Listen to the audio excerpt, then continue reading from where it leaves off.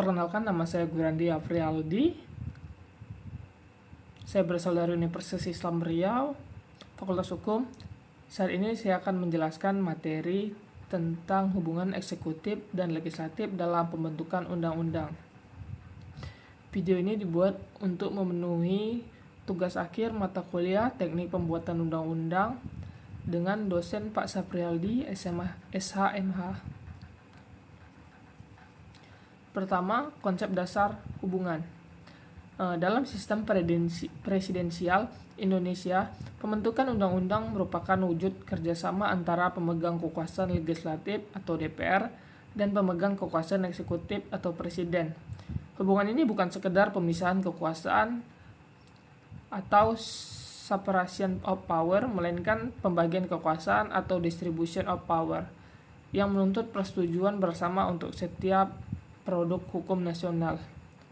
Nah, pada slide ini dijelaskan bahwa hubungan antara legislatif dan eksekutif bukan sekedar hanya pemisahan kekuasaan, tetapi melainkan adalah pembagian kekuasaan. Nah, maksud dari pembagian kekuasaan ini adalah, dalam hal ini, contohnya undang-undang. Dalam proses pembuatan undang-undang, lembaga yang berhak dalam pembentukannya tidak hanya berdasarkan satu lembaga saja, tetapi dibagi menjadi dua lembaga untuk dapat menciptakan undang-undang. Lembaga-lembaga yang berwenang itu adalah lembaga legislatif dan lembaga eksekutif. Sehingga dalam pembentukan undang-undang tersebut diperlukan sebuah persetujuan bersama antara kedua belah pihak.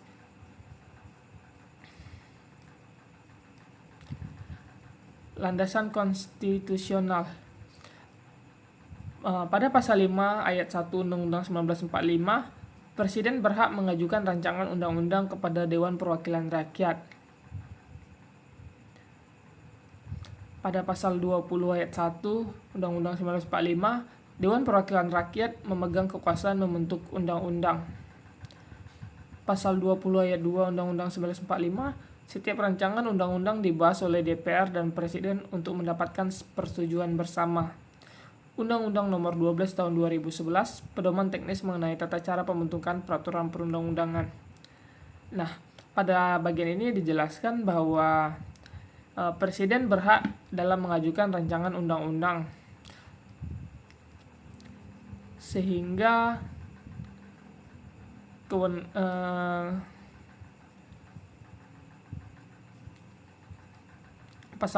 sedangkan Dewan Perwakilan Rakyat memegang hak untuk membentuk undang-undang.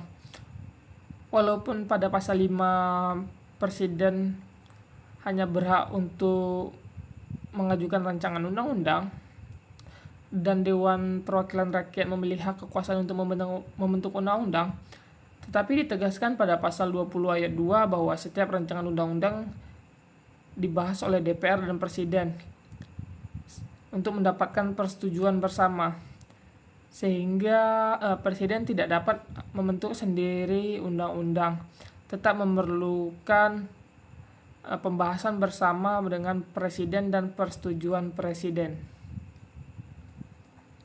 Adapun teknis pembentukan undang-undang dijelaskan lebih lanjut pada Undang-Undang Nomor 12 Tahun 2011 tentang pedoman teknis mengenai tata cara pembentukan peraturan perundang-undangan. Hak inisiatif RUU atau rancangan undang-undang. Pertama, inisiatif DPR. DPR memiliki hak inisiatif untuk mengusulkan rancangan undang-undang. Usulan ini dapat berasal dari anggota, komisi, atau gabungan komisi dan kemudian disetujui dalam sidang paripurna sebagai usul resmi DPR. Kedua, inisiatif Presiden. Presiden atau pemerintah mengusulkan rancangan undang-undang melalui surat Presiden atau Supres. Menteri terkait ditunjuk sebagai perwakilan Presiden dalam pembahasan bersama DPR. Nah, dalam pembentukan undang-undang dijelaskan di sini bahwa Presiden tidak terkait langsung dalam proses pembentukan undang-undang selama persidangan pembentukan, tetapi dia menunjuk sebuah menteri untuk mewakilkan presiden dalam membahas sebuah rancangan undang-undang. Tahap rancangan atau prolegnas. Pertama adalah sinkronisasi.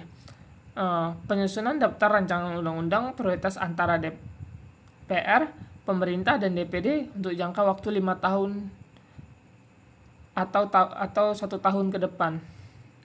Nah, setelah rancangan prolegnas ini dibentuk, kemudian terjadi koordinasi antara Badan Legislasi atau Balik DPR berkomunikasi dengan Menteri Hukum dan HAM untuk menetapkan skala prioritas. Pembentukan skala prioritas ini untuk menetapkan mana bagian yang diprioritaskan sebagai pembentukan awal sehingga menjadi tujuan utama dalam pembentukan selanjutnya yang dianggap menjadi prioritas pada saat tersebut. Ketiga, partisipasi. Nah, dalam pembentukan rancangan undang-undang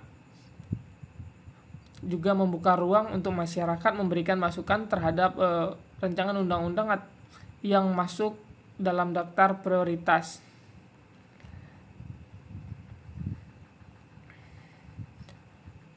Penyusunan naskah akademik. Setiap RU harus disertai naskah akademik sebagai landasan ilmiah, filosofis, sosiologis, dan yuridis. Tahapan ini krusial bagi eksekutif melalui kementerian atau legislatif untuk memastikan bahwa regulasi yang diusulkan memiliki basis data argumentasi yang kuat sebelum diperdebatkan. Adapun alasan lain penyusunan naskah akademik adalah bukan sekedar kumpulan pasal, melainkan ini adalah riset yang mendalam untuk menjelaskan mengapa undang-undang itu diperlukan, baik secara sosiologis, filosofis, dan yuridis.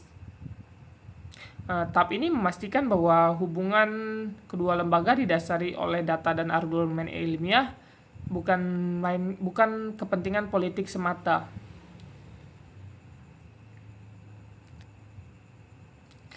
Selanjutnya pembahasan tingkat 1. Dinamika di komisi. Dilakukan dalam rapat komisi. Badan legislasi atau panitia khusus, disinilah substansi undang-undang diperdebatkan pasal demi pasal antara praksi-praksi di DPR dengan menteri sebagai wakil pemerintah. Proses ini melibatkan pembahasan daftar inventarisasi masalah atau DIM yang mencerminkan perbedaan pandangan antara legislatif dan eksekutif untuk mencapai titik temu.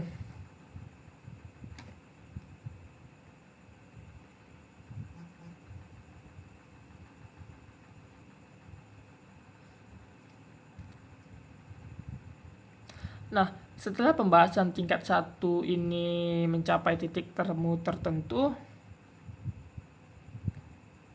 selanjutnya adalah mekanisme pengesahan atau sidang paripurna.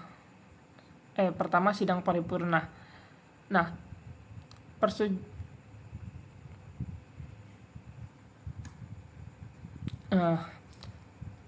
grafik ini menunjukkan keseimbangan peran dalam hal penyusunan dan persetujuan peran. 50-50 yang menunjukkan kesetaraan. Namun dalam pengawasan implementasinya, legislatif lebih dominan untuk memastikan eksekutif menjalankan undang-undang tersebut dengan benar. Inilah yang kita sebut dengan nama checks and balance. Nah, setelah sidang paripurna selesai, DPR kemudian mengirim draft final ke Presiden maksimal 7 hari. Setelah draft tersebut dibuat, kemudian Presiden menandatangani undang-undang tersebut dalam waktu 30 hari. Nah, hal yang menarik dari pengesahan tersebut adalah walaupun Presiden tidak menandatangani undang-undang tersebut dalam 30 hari, undang-undang tersebut tetap berlaku.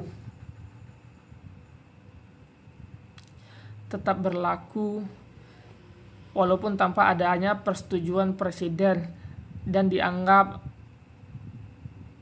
sah demi hukum.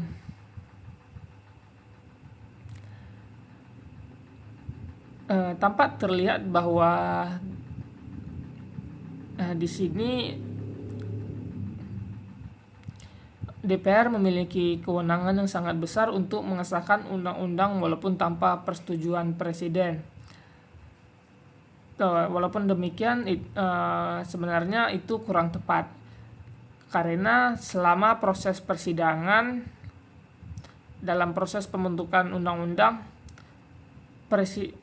presiden telah diwakilkan oleh menterinya dalam proses pembentukan tersebut, sehingga walaupun presiden tidak menandatanganinya dalam 30 hari, undang-undang tersebut dianggap sah, kecuali dalam proses pembentukan undang-undang tersebut presiden melalui menterinya tidak diikutsertakan dalam pembentukan tersebut, maka undang-undang tersebut dianggap tidak sah atau cacat formil, sehingga segala isi dalam bentuknya dianggap tidak sah oleh hukum. Kemudian pengundangan. Nah, pengesahan tersebut kemudian dicatat dalam lembaran negara untuk daya ikat publik.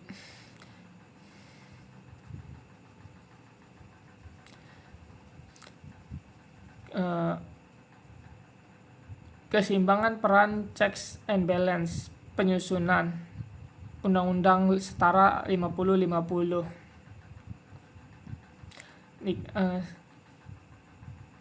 Karena kedua lembaga hak tersebut memiliki hak untuk mengajukan undang-undang dan bersama-sama mempersidangkannya dalam rancangan pembentukan undang-undang. Kedua, pembahasan materi kedua belah pihak kolaboratif.